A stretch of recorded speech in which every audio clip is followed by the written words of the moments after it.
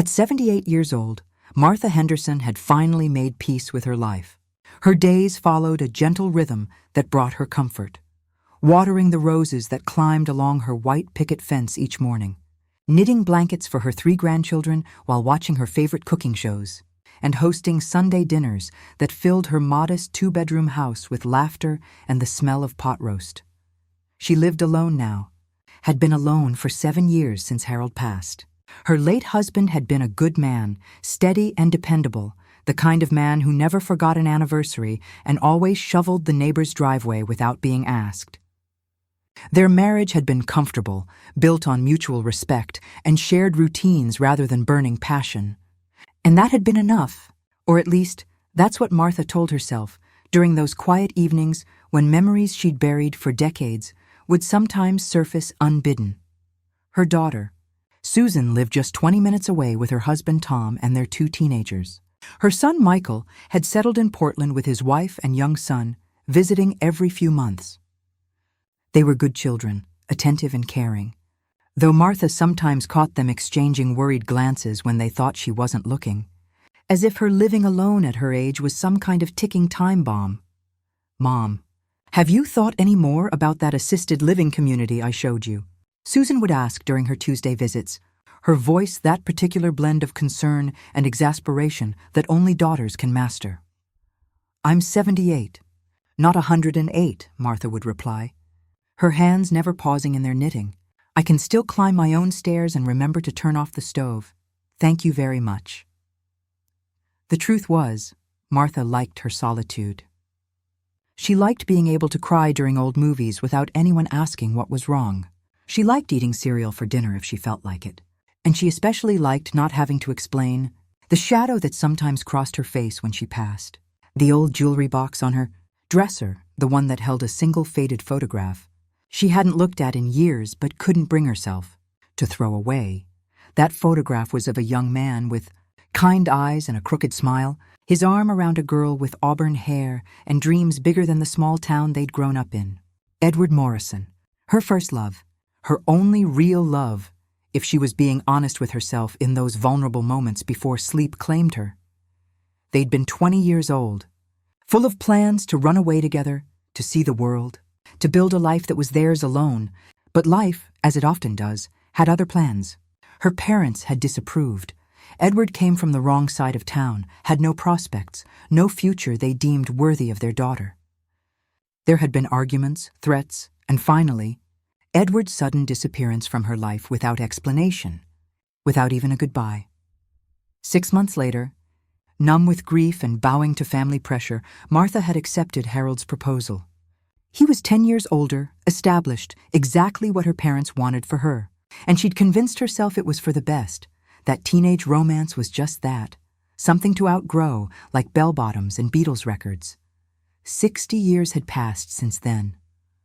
60 years of building a different life, of finding different kinds of happiness, of successfully burying the what-ifs so deep she could sometimes go entire weeks without thinking of those green eyes and that crooked smile.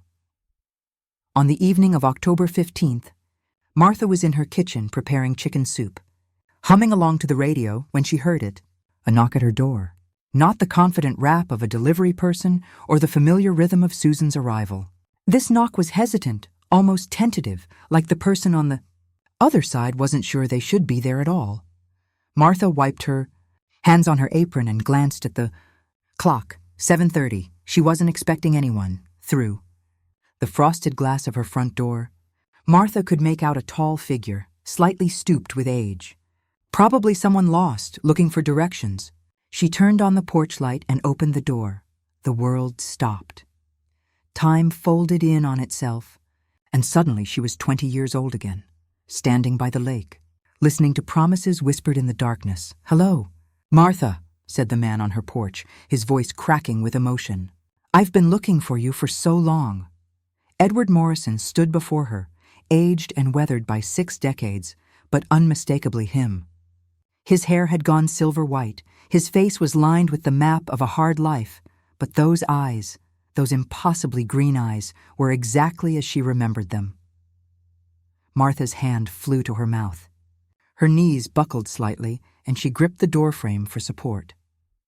"Edward, this can't be. I know," he said softly, tears already streaming down his weathered cheeks. "I know it's been a lifetime. I know I have no right to be here. But Martha, I had to see you. Just one more time before—" He trailed off, his voice breaking completely. They stood there, two old souls separated by 3 feet of porch and 60 years of silence, both crying now, neither quite able to believe the moment was real. "Come in," Martha finally managed, her voice barely a whisper. "Please, come in." Edward stepped into her home, moving slowly, carefully, as if entering a sacred space. Martha closed the door with trembling hands and led him to her living room, her mind reeling, her heart pounding in a way it hadn't in decades. They sat across from each other, Martha in Harold's old recliner, Edward on the floral couch that Susan had helped her pick out 3 years ago. For a long moment, neither spoke. They just looked at each other, drinking in the reality of this impossible reunion. "How did you find me?" Martha finally asked, her hands twisting in her lap. "It took years," Edward said, leaning forward, his eyes never leaving her face. "After I got the diagnosis, 6 months ago, I knew I had to try. I hired a detective, actually. It sounds dramatic, but I didn't know where else to start. Your maiden name was Henderson, but I figured you'd married, changed your name. Took him 3 months to track you down." "Diagnosis?" Martha's voice sharpened with concern. "Edward, what diagnosis?" He smiled sadly. "Pancreatic cancer, stage 4. They give me maybe 6 months, probably less. I've already outlived their first estimate." He held up a hand as Martha gasped, started to rise. "Please don't, I'm at peace with it. I've had a full life, even if it wasn't the life I wanted. But I couldn't leave this world without seeing you again, without telling you the truth about what happened." Martha sank back into her chair, her mind spinning. This wasn't how reunions were supposed to go. This wasn't the romantic fantasy she'd sometimes allowed herself in weak moments. Edward riding back into her life, both of them getting a second chance at their great love story. This was real and terrible and heartbreaking. "What truth?" she whispered, though part of her already knew she didn't want to hear it. Edward's face hardened, 6 decades of anger finally showing through his gentle demeanor. "The truth about why I disappeared. The truth about what your family did to keep us apart." Edward began to talk, and as he did, Martha felt the foundations of her carefully constructed life begin to crack. "Do you remember that night in August?" Edward asked. "We were sitting by Thornton Lake making plans. You were going to tell your parents the next day that we were getting married, with or without their blessing." Martha nodded slowly. She remembered. God, she remembered every detail, the way the moonlight had sparkled on the water, the feeling of Edward's hand in hers, the absolute certainty that they were meant to be together forever. "I went home that night on top of the world," Edward continued, his voice growing bitter. "I was 20 years old, poor as dirt, but I had you, and that made me the richest man alive. I went to bed already picturing our life together. Maybe we'd move to Chicago or even California. Somewhere we could start fresh, be whoever we wanted to be." He paused, his hands clenching into fists. "I woke up to your father and uncle dragging me out of bed. 3 a.m. They took me to the old warehouse district, and there they made their position very clear." Martha's blood ran cold. "What did they do?" "Your father offered me $5,000, Edward said flatly. Said it was more money than I'd see in 10 years, doing whatever dead-end work a man like me could find. The deal was simple. Take the money and disappear. Leave town. Change my name if I had to, but never contact you again. Never try to see you. Never tell anyone about our relationship." "I refused," he continued, his voice cracking. "I told them I loved you, that we were getting married, that they couldn't pay me enough to give you up. And that's when your uncle—" He touched his ribs gingerly, as if the old injury still pained him.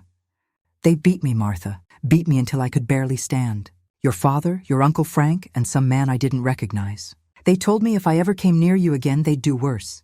They'd make sure I had an accident. They made it very clear it wasn't an empty threat." Tears streamed down Martha's face. Her father, the man who'd walked her down the aisle when she married Harold, who'd bounced her children on his knee, who died respected and mourned by everyone who knew him.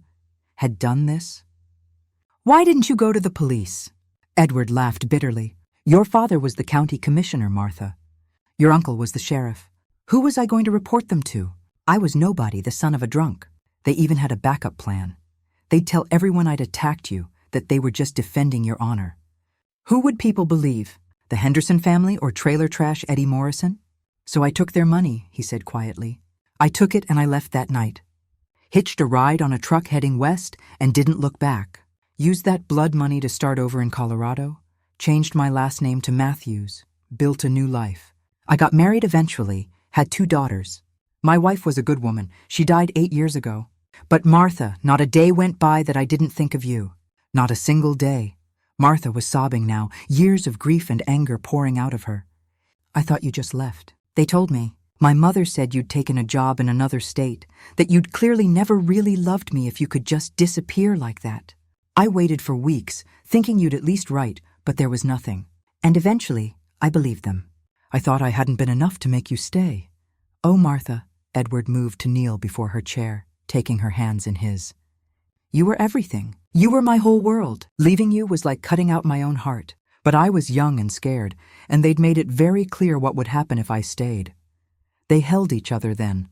2 old souls crying for the life they'd lost, for the 60 years stolen from them by fear and cruelty and family pride. As the initial wave of emotion subsided, Martha pulled back to look at him. Really look at him. And despite her grief, despite her anger at her long-dead parents, she noticed something. Small things. The way Edward's eyes kept darting to the photographs on her mantel. The way his questions about her life seemed carefully calculated.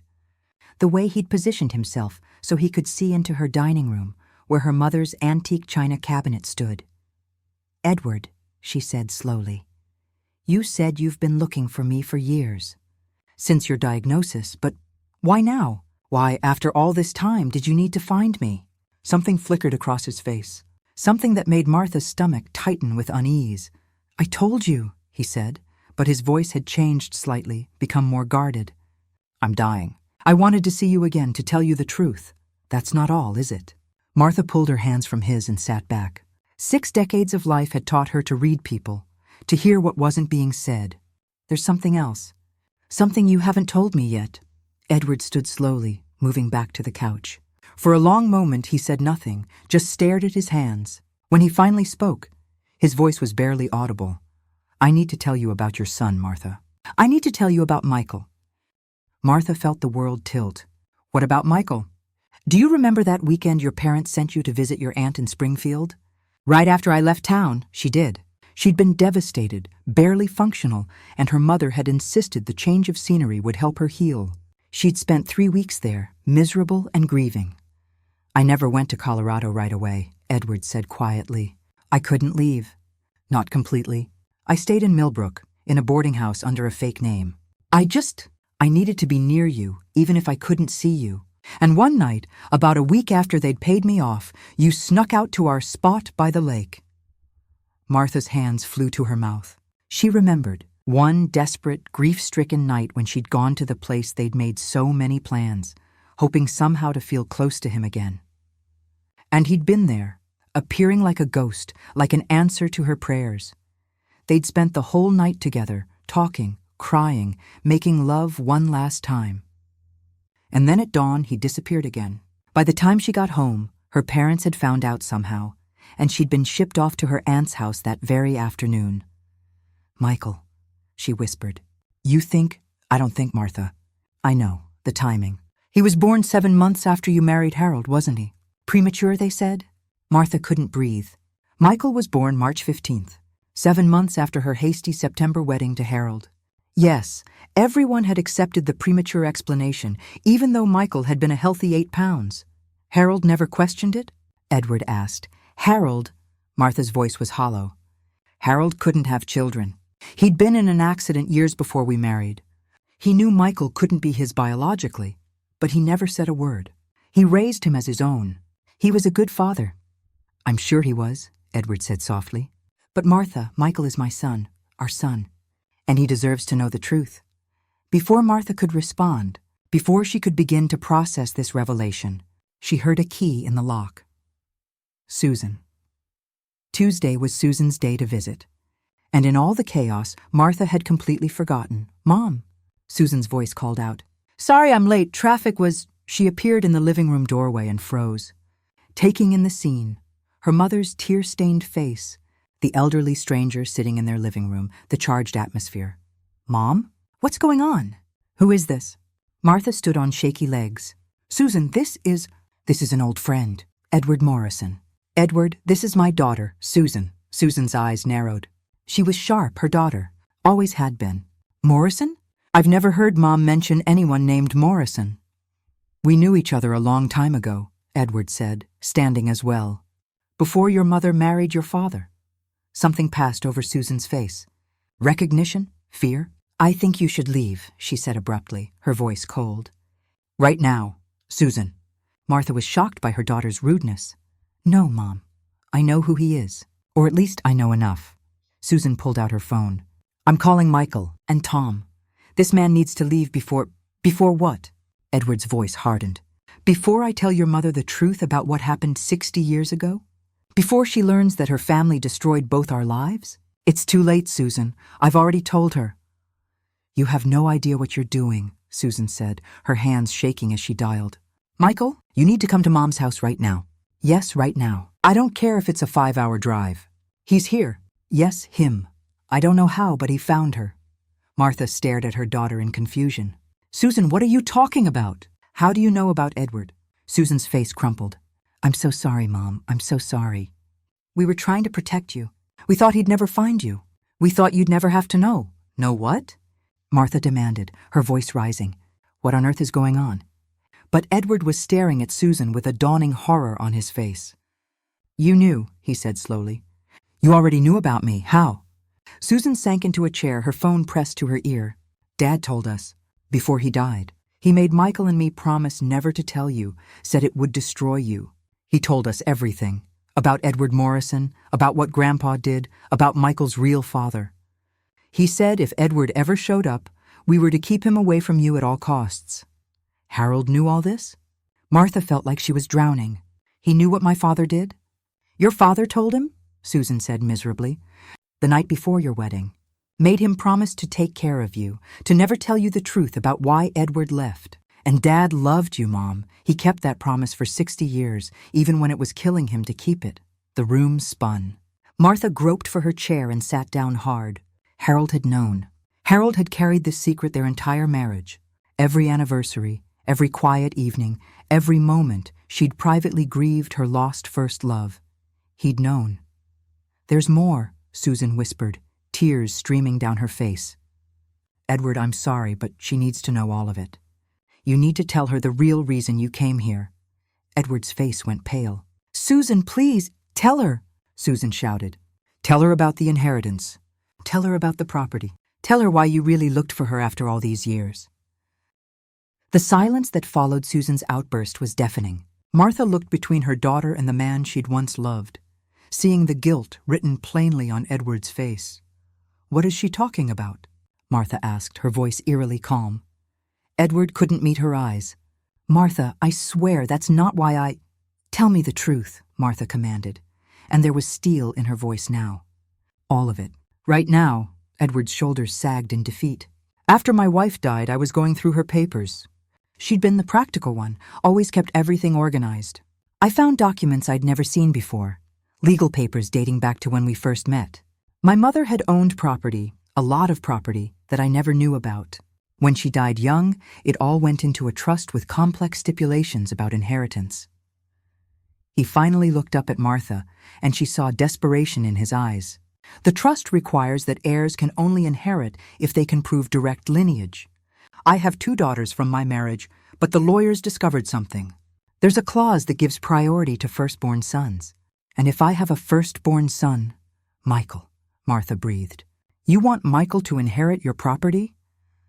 "It's worth $3 million, Edward said miserably. 3 properties in Colorado that have appreciated enormously. Martha, I'm dying. My daughters will be fine. Their mother's family was wealthy. They're both set for life. But Michael, he's my son, my firstborn. Don't you see? I can finally do something for him, leave him something that's rightfully his. So this wasn't about seeing me one last time, Martha said, her voice breaking. This wasn't about telling me the truth or making peace before you die. This was about money. No. Edward reached for her, but she recoiled. Martha, I swear, yes, the inheritance started the search. But when I saw you tonight, when I held your hands, everything came flooding back. I love you. I've always loved you. The money is for Michael, yes, but I'm here for you. Get out, Martha whispered. Martha, please, get out. She was screaming now, 60 years of pain and betrayal pouring out of her. You let me think all this time that you loved me, that we were star-crossed lovers torn apart by cruel fate. But you're just like everyone else. You're here for what you can get. Well, you can't have him. Michael is Harold's son. Harold raised him, loved him, and never asked for anything in return. You don't get to swoop in now with your money and your inheritance and destroy his memory of his father. I'm his biological father, Edward shouted back. That means something. He deserves to know where he came from. What he deserves is not to have his entire life upended by a man he's never met. Susan interjected, stepping between them. Mom's right. You need to leave. Now. Before Edward could respond, they heard the front door open again. Tom's voice called out, Martha? Susan, where are you guys? Tom appeared in the doorway, took one look at the scene, and his face went hard. You must be Edward Morrison. And you must be the son-in-law who thinks he gets a say in family business. Edward shot back. I'm the son-in-law who's had to watch this family deal with secrets and lies for years, Tom replied evenly. Harold told me everything too, right before he died. Made me promise to protect Martha and the kids. So yes, I get a say. Tom turned to Martha, his voice gentler. Michael is on his way. He'll be here by midnight, driving straight through. Martha, I'm so sorry you're finding out this way. We thought we were protecting you. Martha felt numb. Everyone knew. Everyone but me. My husband, my children, my son-in-law, all of you knew the truth about my life except me. We were trying to spare you the pain, Susan said, kneeling beside her mother's chair. Dad made us promise. He said you'd rebuilt your life after losing Edward, that dragging it all up again would destroy you. So instead, you let me live a lie, Martha said flatly. You let me think my father was a good man. You let me think Harold and I had an honest marriage. You let me raise a son without knowing his real parentage. Harold did have an honest marriage, Tom said firmly. He loved you, Martha. Everything he did to protect you, even keeping these secrets. Martha looked at Edward, really looked at him. Behind the aged features, she could still see glimpses of the boy she'd loved. But she could also see the desperate man who'd tracked her down not out of pure love, but out of a need to settle his affairs before death claimed him. If the inheritance didn't exist, she asked quietly, would you have looked for me? Edward opened his mouth, then closed it. The pause was too long, the silence too telling. That's what I thought, Martha said. She felt something inside her break, but it was a clean break, the kind that might finally allow healing. I want you to leave, Edward, tonight, and I don't want you to contact me again. You can't keep me from my son, Edward said. But there was defeat in his voice now. Michael is not your son, Martha said firmly. Biology might say otherwise, but fatherhood is about more than genetics. Harold was his father in every way that matters. You're just a stranger with a DNA match. Martha, please, she said, and the brokenness in her voice stopped him. Please just go. Haven't you done enough? Haven't enough people done enough? I'm 78 years old, Edward. I buried my husband 7 years ago. I've made peace with my life. And now you come here and tear it all apart, and for what? Money? Legacy? Some desperate bid for immortality through a son who doesn't even know you exist? Edward's face crumpled. For a moment, he looked impossibly old, impossibly tired. I wanted to matter, he whispered. I wanted my life to have meant something. And you were the only thing that ever made me feel like I mattered. Despite everything, Martha felt a pang of sympathy. You matter, Edward. I'm sure you mattered to your wife, to your daughters, to all the people whose lives you touched over 60 years. But you can't matter to me anymore. That door closed a long time ago, and you can't force it open again. Tom stepped forward gently but firmly. Come on, Mr. Morrison. I'll walk you to your car. Edward looked at Martha one last time, and she saw tears streaming down his weathered face. "I did love you," he said. "For what it's worth, I really did." "I know," Martha replied. "But sometimes love isn't enough. Sometimes it's not even the point." As Tom escorted Edward out, Susan wrapped her arms around her mother. They sat there in silence, listening to the sound of a car starting, driving away, carrying with it the ghost of a love story that had ended 6 decades ago and was finally, truly, being laid to rest. Michael arrived just before midnight, bursting through the door looking wild-eyed and exhausted from his drive. Mom, are you okay?" Susan called and said. He stopped when he saw her sitting in the darkened living room, just the light from the street lamp outside illuminating her face. She'd been sitting there for hours since Edward left, thinking about lies and truth and all the complicated space between them. "Sit down, Michael," Martha said quietly. "We need to talk." Over the next hour, she told him everything. About Edward, about that night by the lake, about her father's cruelty and Harold's compassion. About the inheritance and Edward's dying wish. Susan and Tom sat nearby, occasionally filling in details, but mostly just bearing witness. When she finished, Michael sat in stunned silence. Finally, he said, "I don't know what you want me to say, Mom." "I don't want you to say anything," Martha replied. "I just want you to know the truth. You're a grown man. You get to decide what you do with this information." "Dad, Harold, he was my father," Michael said firmly. "I don't care about biology. He was the one who taught me to ride a bike, who sat through all my terrible school plays, who paid for college, who held my son the day he was born. Edward Morrison is just a man who happened to contribute some DNA." Martha felt relief wash over her. "And the inheritance?" Michael laughed, but there was no humor in it. "Blood money, isn't it? That's what this all comes down to.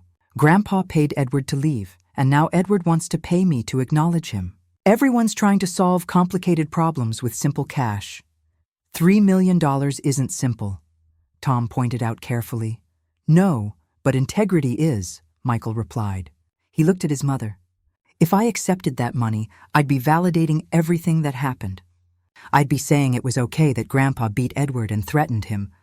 I'd be saying it's okay that Edward disappeared for 60 years and only came back when there was something in it for him. Is that the lesson I want to teach my son? That everything has a price?" $3 million would set your family up for life," Susan said quietly. "It would pay for your son's college, give you security. And it would cost me my integrity," Michael countered. "Besides, we're doing fine. I have a good job, Jenny works, we live comfortably.